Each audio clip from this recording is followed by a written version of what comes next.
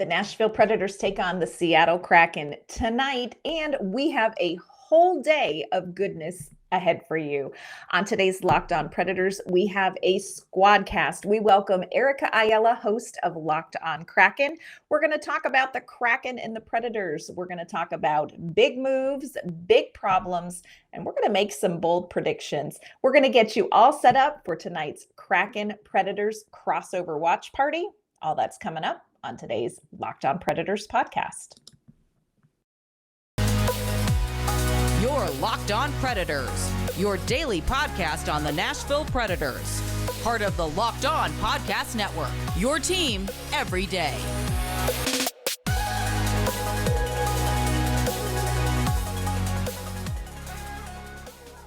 Well, it's game day. Predators taking on the Seattle Kraken. And to learn what's cracking up in Seattle, we got a squad cast. Erica Ayala from Locked On Kraken. Erica, thank you so much for joining us. Oh, absolutely. Thank you so much. And we were talking, in the back room, the green room, that this is the first time, Nick, you and I have been on a squad cast together. It's hard after a year to figure out like who's interacted, because obviously I listen to your show every day when I'm just doing my little thing at work, and then we're all in like the Locked On group chats, and then it's like, have I talked to Erica before? Yeah, have we met before? I know you and Ann have held it down for quite a while, so I feel like this is me third wheeling into the group or being adopted into the group. Come into the group. That's all are welcome. We love it. Yes. We love to see it. Full squad cast. Yeah, the full squad cast in full effect. Erica, let's talk about tonight's game. The Seattle Kraken coming in, of course, Nashville coming off a very weird win over the Vancouver Canucks. Erica, I know Seattle is on a little bit of tear right now. It's one of those things that I always hear people talk, and it's like, oh yeah, Seattle. They're not looking great this year. They're not like off to like, they look kind of average at best. And then I went and look at the record and I'm like, wow, the Kraken are kind of killing it right now. So does this seem like it's, just like a happy little nice start to the season? Or is this a sign that's like, okay, maybe this is the franchise turning a corner?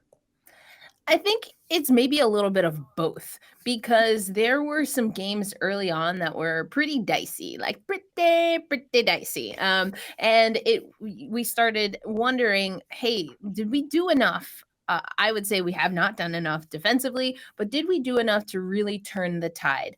Or is it just that it's early in the season? This is a team with several new players, and it's just going to take time for everything to settle in. So I think it's probably a little bit of both. What I like about our 4-game winning streak, the longest ever in franchise history, is that we are starting to see the consistency build up. So we have sometimes seen the Seattle Kraken play like a solid 20-minute, 25-minute game. Maybe then they get to that 35, 45-minute game where they're really doing things well, and then things start to fall apart a little bit. I think that we're still seeing some ebbs and flows in the games, but what I like about this winning streak, and as of right now, we've bookended that with wins against the Pittsburgh Penguins, is that we're finding ways to win rather than trying not to lose. And that's something that one of our leaders, Jordan Eberle, says a lot. Okay, just as somebody who grew up in Pittsburgh, I want to thank you for beating the Penguins. So that is much appreciated. So what was the expectation going into the season? What did you really think the Kraken were going to be capable of? And are they where you thought they would be? I think they're about where I thought they would be. There were improvements made offensively. I think I'm a little bit more encouraged by some of the projections that we have for how many wins we'll get. We had 62 points, I think it was, last season. And, I saw some people projecting us at around 85, and that seemed a little steep to me, given what I saw early on in the season. I still think it's a little bit steep.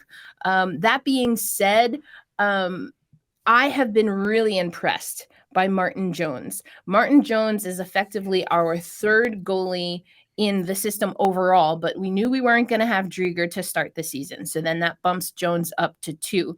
Then Philip Grubauer goes out with a lower body injury. It was at first day-to-day. Now he's at week-to-week. Martin Jones has been a critical component for the Seattle Kraken. And that, I think, is where I'm starting to feel more comfortable with the wins and the points that we might get throughout the season. Because the defense for me is still an area where I don't think that we've improved enough, but we certainly are getting scoring. And with bringing in Burakovsky, bringing in Bjorkstrand, we're also starting to see other contributions because everyone is having their workload, I think, evened out a little bit. So, we've seen multiple different goal scorers for the Seattle Kraken. So offensively, I like what we're seeing as long as we're not making those mental mistakes. Goaltending, I think, has been fantastic. Martin Jones has been amazing for us. It's just the defense, and that's something I'm keeping an eye on as we move deeper into the season. I didn't have Martin Jones having a career renaissance with the Seattle Kraken on my 2022-23 season bingo chart going into the year. But like you mentioned it's just if you have a good goaltender, if you have a goaltender that is, just kind of just enough, you can easily steal games. Yeah. We saw that a couple seasons ago where the Preds got into the playoffs they had no business being in because UC Saros got red hot.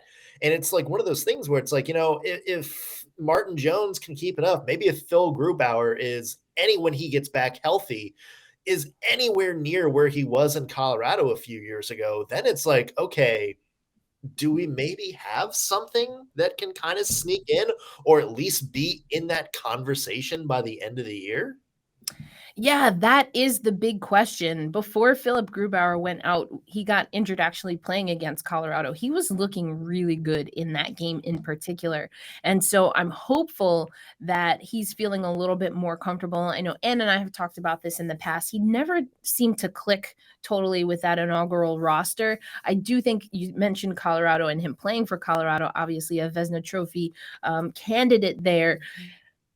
That team, the way they play up front offensively, I don't think Philip Grubauer had to worry much about if there were any glaring errors on defense. That was not the case with the Seattle Kraken. So I'm very curious to see when we get Philip Grubauer healthy, how he settles into this new team, which is doing better offensively, but is certainly not at a Colorado Avalanche level just yet. But that being said, I think it's a difficult situation potentially that Dave Haxtell and the coaching staff could be in because, again, Martin Jones has been the hot hand and he's held the Seattle Kraken down, as we say in New York. He's held us down, and so do you automatically go back to Philip Grubauer? Do you work him in gradually? These are all things that I think are going to be interesting to see down the road. Okay, so you're talking about the Kraken, you're talking about Colorado. That leads me into one of my big questions for this team. Andre Burakovsky, first of all, you are so stinking lucky because that was a nice get. That was one of those. It was on our wish list. No. Yes, you stole off of our wouldn't it be amazing if list, but that's okay. So talk to me about how he's fitting in Seattle. Is he seeing kind of, similar play as performances as what he had in Colorado? How is he kind of translating in his game, translating with the Kraken so far this season? Yeah, I love that question because Andre Burakovsky and a lot of other players, Bjorkstrand, almost everyone that we got in the expansion draft, Yanni Gourde is another great example, Jared McCann. These are all players that the reason that they enjoyed coming to Seattle after being selected in the expansion draft is because they had an opportunity to be that guy, right? A lot of players have played behind amazing elite level NHL players, and some of them even have rings and their name on the Stanley Cup to prove how well they have, or to prove that they have played on very successful teams, but being more of that plug and play role type player. I think Andre Burakovsky, I liked his approach in the preseason. He really was taking it day by day. He focused a lot on getting to know his line mates and really tempered and curbed expectations. He said, listen, I'm not worried about anything. I'm just focused on getting to know my teammates, putting in the work, and everything else will come. And I just thought that like Zen sage advice was amazing, and we have seen it pay off. His chemistry, especially when he's worked a lot on the power play with people like Matty Beniers. He's on that top line with Wenberg and Bjorkstrand, and I do think that he is getting to a level of comfort on this team. He is an impact player. I mean, we look at what he's been able to do this season with Seattle in 13 games played. He has 10 points. 7 of those are assists. So he is facilitating. I love that. We also know that he can score goals. So I think that we're starting to see the potential, but there's certainly a lot more that we expect and that I think we'll get from Andre Burakovsky. Yeah. There's another player you mentioned that I absolutely want to talk about. Look, everybody, it seems Nashville is talking about Shane Wright. Sure, he's, top guy, but the other top prospect is my fellow University of Michigan blue blood, Matty Beniers. We saw him kind of come up and have his audition with the team last year, absolutely slayed it. It looks like he's kind of slaying it again this year. What do you see, in terms of, I guess, kind of the construction of a contender hockey team long term? What do you see him kind of like? What fit do you see him long term? Is he like the dynamic Austin Matthews, Connor McDavid scoring number one in the center? Is he kind of the Patrice Bergeron facilitate for everybody? Like, what's your take on his long-term projection as a player, as his style? Yeah, that's a great question. And I think for me, honestly, as someone who is relatively newer to men's professional hockey, I watch international hockey a lot more. I would say that he really is unique in that he's not necessarily going to be an offense first guy. He can definitely score, but that's not something where it's like he has the puck and he's going to just ram it down the other team's throat and go straight to the net. And it's like, try and stop me, That being said, I think that he is amazing at facilitation, but he's, again, not afraid to jump up and take his opportunities scoring. So the thing for me about Matty Beniers, I think it's really 2 things that stand out and why I like him for Seattle. One is his consistency. You mentioned that he got a little taste, right? A little appetizer with the Seattle Kraken last season, played 10 games, got 9 points in those 10 games. Now we look at what he's done this season, 23 games played, 18 points. So he is really right there in that point per game, more or less. There's only been, I think he's never gone more than 2 games, maybe 3, without recording a point, without getting on the score sheet. And that consistency was missing in a big way for the Seattle Kraken last season. And when you have a player like Matty Beniers, again, that can be lethal on the power play, just one-timers, ringing them. He gets that feed from Burakovsky at that right circle. That's his favorite spot, and just is like, boom, lights out.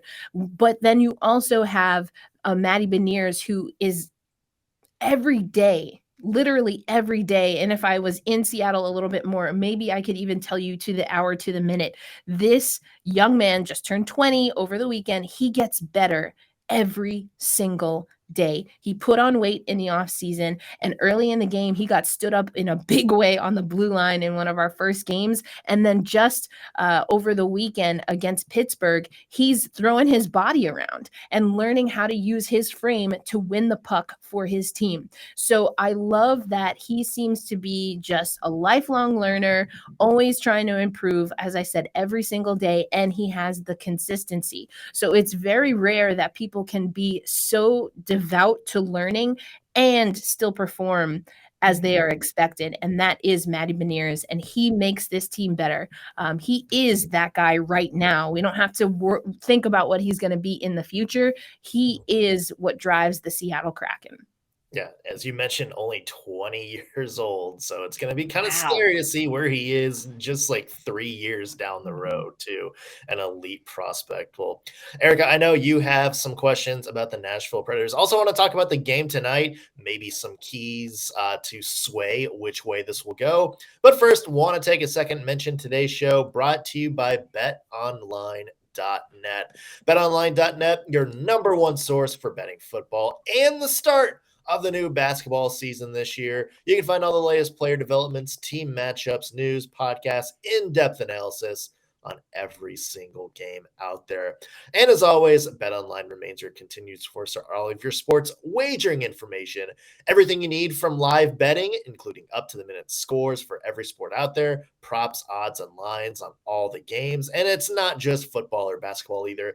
They got everything from MLB, soccer, MMA, boxing, golf, hockey, of course, pretty much any sport you have. Also, you can find all your latest Vegas casino games on there as well. So head to the website today or use your mobile device to learn more. Bet online, where the game starts.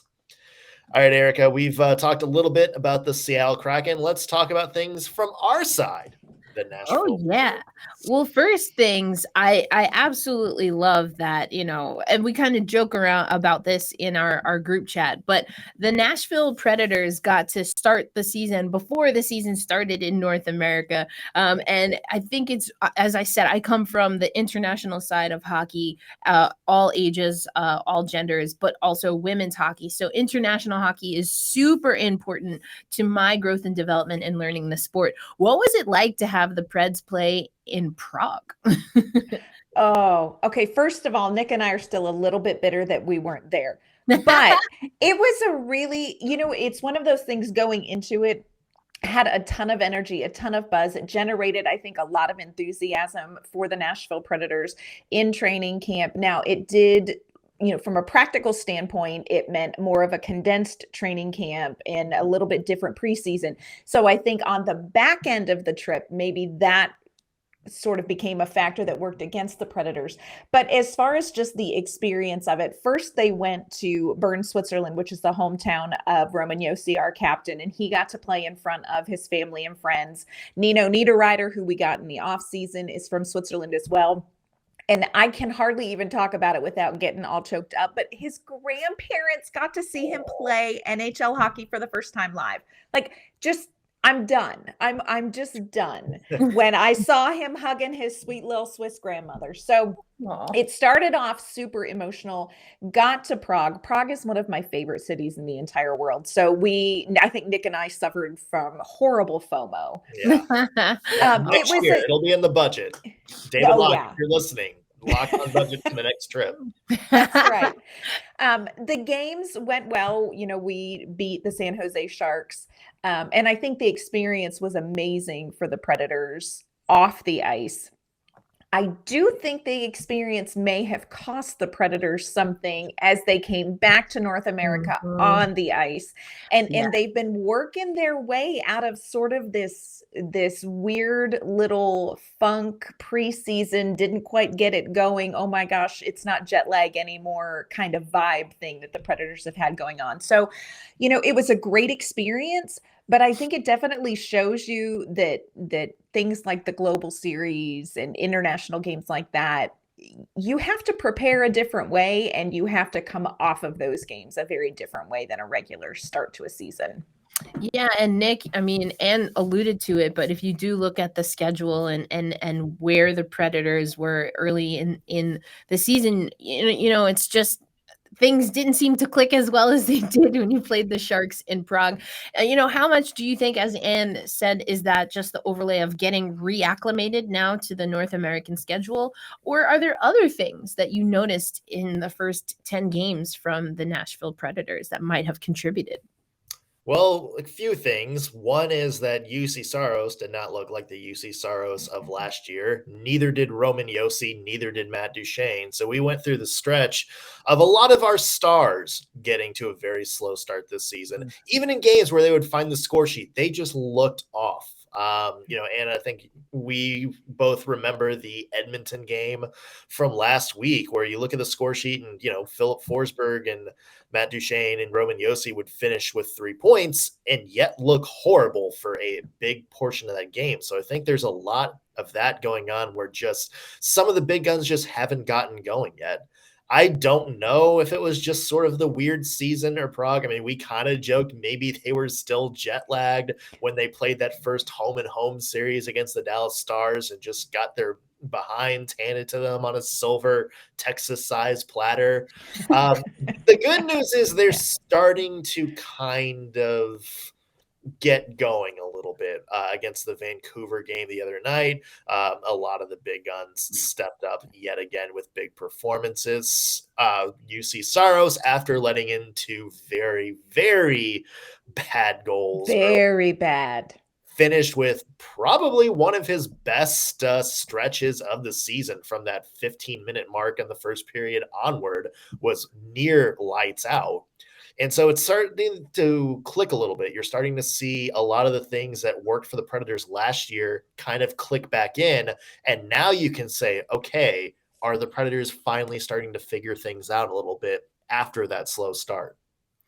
Yeah, so in 12 games, seems like you feel the team is starting to get that momentum, which we're hopeful. You can never tell with the Nashville Predators. This is, I mean, I feel the same way about the Seattle Kraken, which is why I'm like, all right, I don't know if you remember that movie, Whoopi Goldberg played the New York Knicks coach, Eddie, and it is the movie. And so, she's like a fan they pull from the crowd. Anyway, there's this scene where it's like, oh, okay, we got one win. No big deal. Then they showed, 2 wins. That's not bad. Okay. 3 wins, and it's just like, take it game by game by game. That's kind of how I feel, is like that montage in that area. But I will thank the Predators for taking care of business against Calgary. And also you played, what was it, the Canucks. So yeah, because the Canucks bullied us around. I didn't like it. They were desperate for a win and just started, throwing bodies all over the place. So I'm thankful. As you said, it was a little bit of a weird OT shootout situation, but a win's a win. That's right. and we'll take it. We'll take a Predators win, especially when they're playing anyone in the Pacific Division. We will also take a Predators win. I think Anna and I, it's Tuesday morning. That game was Saturday. We still might be hungover from what happened in that game before. Yeah, it was the Nashville Predators right now remind me very much of like an 8th grade girl with a crush. Like, you just never know. Like, is it on? Is it off? Is she going to fight for him, or is she just over him? Like, we're still rooting through. It's more like riding a flaming roller coaster while on cocaine. Because it's just, you have no idea what the end result is going to be. It's fascinating to watch. But it might be awesome. It might result in a massive, just giant flaming mess. Oh my God. Hey, at least they keep it exciting. Just a tad under 500. Looks like you're sitting at 6th overall in the Central Division. I mean, we look at the Western Conference, sitting at 11 there. Again, it's still early and it sounds like it's a roller coaster of a ride for the Preds. But, in the next week or so, where would you like to see this team, given what the schedule is coming up? What's realistic for them as far as moving up, down, staying in the standings? This is a tough week because, to be honest with you, not sure what to expect tonight against the Seattle Kraken, because we still, with the Nashville Predators, I don't think we have really been able to nail down this is the direction that they're headed, because it's been very back and forth. We have the Kraken tonight. We have Colorado on Thursday. So that's going to be great. Still kind of not in a good space from the whole playoffs with Colorado, but there are definitely some things that we're starting to see from Nashville that indicate maybe things are going to turn around. UC Saros is a notorious slow starter, and we've seen that. Hopefully he's kind of Stella getting his groove.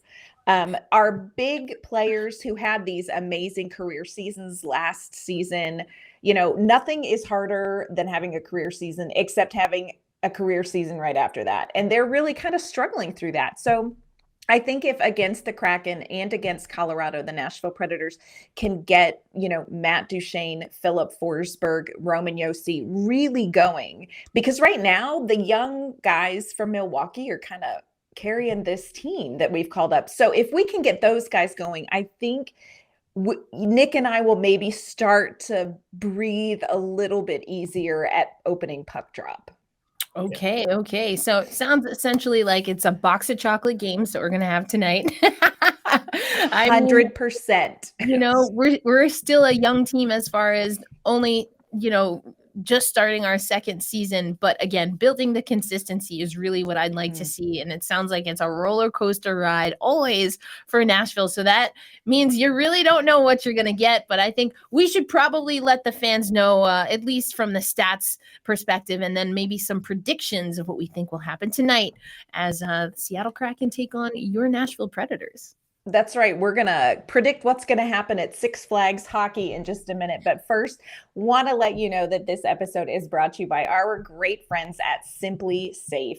Did you know that over the holidays, property crimes like burglaries and package thefts spike nationally? That's why our friends at Simply Safe Home Security are offering 50% off their award-winning security system so that more families can feel safe and secure this holiday season.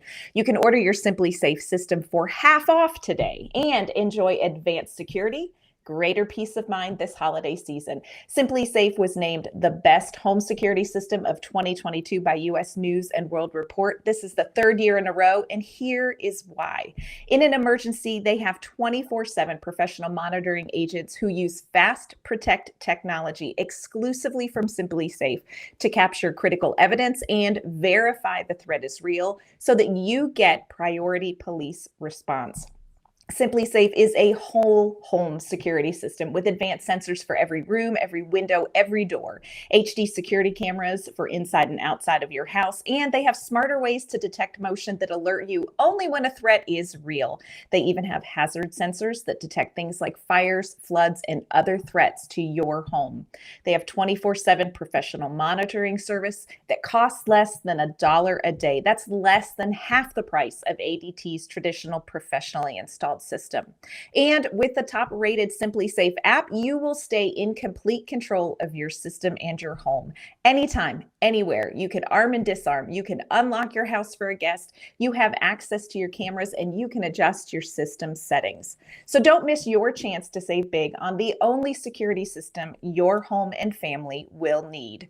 Get 50% off any new Simply Safe system at simplysafe.com/Locked On NHL today. That is their biggest discount of the year, so you don't want to wait. That is simplysafe.com/Locked On NHL. There is no safe like Simply Safe. All right. So, Predators versus Kraken tonight. Erica, what do you think is going to be a big key to victory in this game? What's going to sway who wins and who loses? I think from a Seattle perspective, I'm still very curious to see how we're going to deploy our special teams. The power play is inconsistent. I mean, there's a lot of things about us that are generally speaking inconsistent, but the power play is one where I know that we wanted to bolster our power play with some of the signings that we got. We haven't talked about Justin Schultz yet. I mean, I've talked about Burakovsky. You asked Anne about Burakovsky.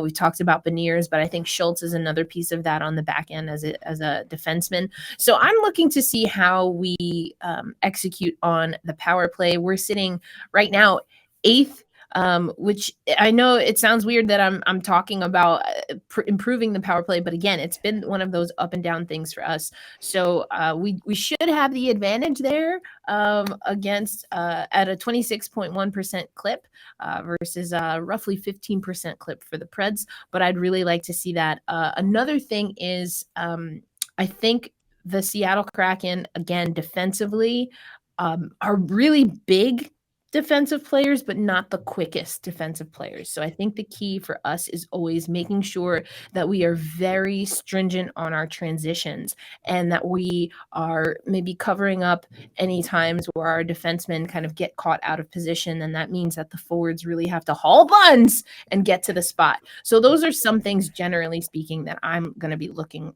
for tonight's game. It's too bad neither of us can tell you about tall, big players who don't move very fast at very fast teams. It's too bad we don't have that experience that we No idea. Yeah, no idea. Well, and the whole talking about being consistent on the power play. Look, this is something the Nashville Predators have got nailed down. We are consistently poor on the power play. Inconsistency is not the problem that leads to a less than 15% power play. So Nashville really has to retool what they're doing on the man advantage for sure tonight, if they hope to do anything more than give a lovely Seattle Kraken player 2 minutes of stress-free rest in a penalty box. Oh my goodness. Well, look, and a big thing for me is you got to defend the middle of the ice against, well, first off, against any team, which Nashville Predators can't really seem to do, but especially against the Seattle Kraken, when you have players like Beniers, when you have players like Jaden Schwartz, who's having a very good offensive season, Burakovsky, as you mentioned earlier. You look at the Preds, they are 10th in the league in Corsi percentage, which means they're getting the bulk of their shots if you're not a big analytics person, but 7th worst when it comes to high danger percentage. They're only 45%. And again, if you're not a big stats person, that means out of the best chances of the game, the other team is getting 55% of the best chances of the game. That tells you, to channel my who's that guy from ESPN? Oh, Brian Windhorst. What does that mean? That thing. Basically what that means is the Predators are controlling most of the possession, but they're giving up the best chances of the game to the other team. And when you watch it all on film, they're not defending the slot. It is open season. They are getting other teams are getting players in prime scoring opportunities, and it doesn't seem the Preds have any urgency in kind of cutting that off. So that, to me, is the key tonight. It doesn't matter if it's against the Seattle Kraken, Colorado Avalanche, Tampa Bay Lightning, or HC Bern over in Switzerland. If you can't defend the biggest scoring opportunities, then you're going to be in trouble long term.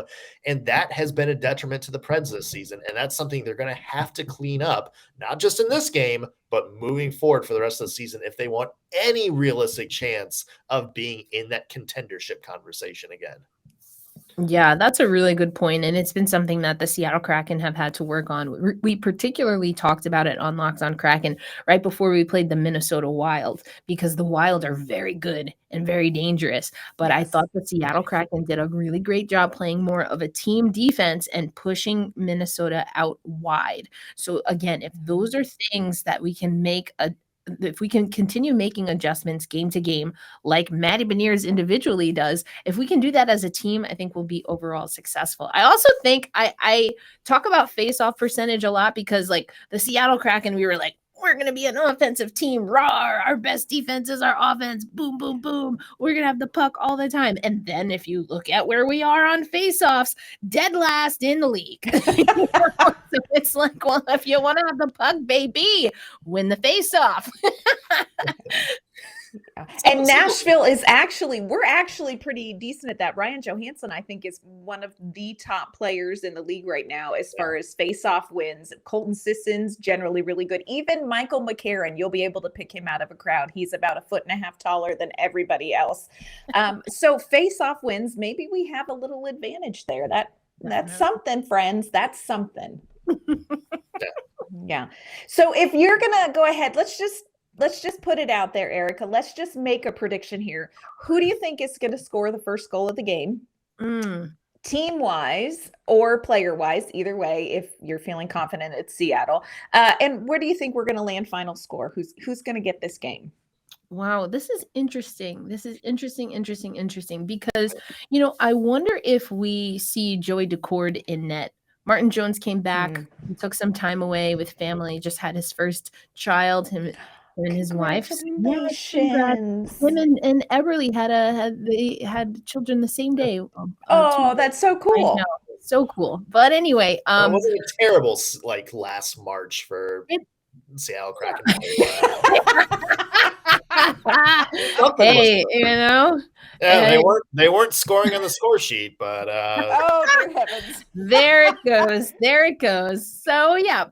Anyway, Martin Jones has been great for us, but I think we learned again from what we saw of Philip Grubauer. If you go till the wheels fall off, something's got to give at some point in time. So I would be okay if we see Decord in net. That being said, when it comes to who will score first, I hope obviously Seattle will score first, but I almost think that the Preds get on the board first. And I'm going to say this will be a 4-3 game. I'm going to say Seattle takes it 4-3. All right, Nick, what do you think? I think this is kind of like the Edmonton complex from last week where the Predators got embarrassed, followed it out with one of maybe their best performance overall of this year so far. I think you're going to see a lot of people talk about that. Now, look, they won the Vancouver game, but I still think there's a lot of people in that locker room not exactly thrilled with how that game played out. So I think you're going to see the Predators come out a lot more focused. And I think one line that needs to step up is that Herd line. Tanner Jeannot, Yakov Trenin, Colton Sissons. I think that John Hines is going to want that line to get going. I think those three guys definitely want to vibe together a little bit. So I'm going to go Tanner Jeannot as my prediction for who gets the first goal. Maybe something like 4 or 5 minutes into the game. I think the Predators are going to come out a little bit more focused. As far as the final score goes, I don't know. It seems like the Seattle Kraken have not been too kind to the Nashville Predators in their one short year of existence so far. But I just think the Predators, I think Vancouver was a big lesson for them, especially after that Calgary game. I think they're going to take this one, let's say 4-2, the final score. Yeah, I would agree. I think it's going to be a close game. I really do think we're not looking at more than a goal, maybe 2 empty netter to make it interesting.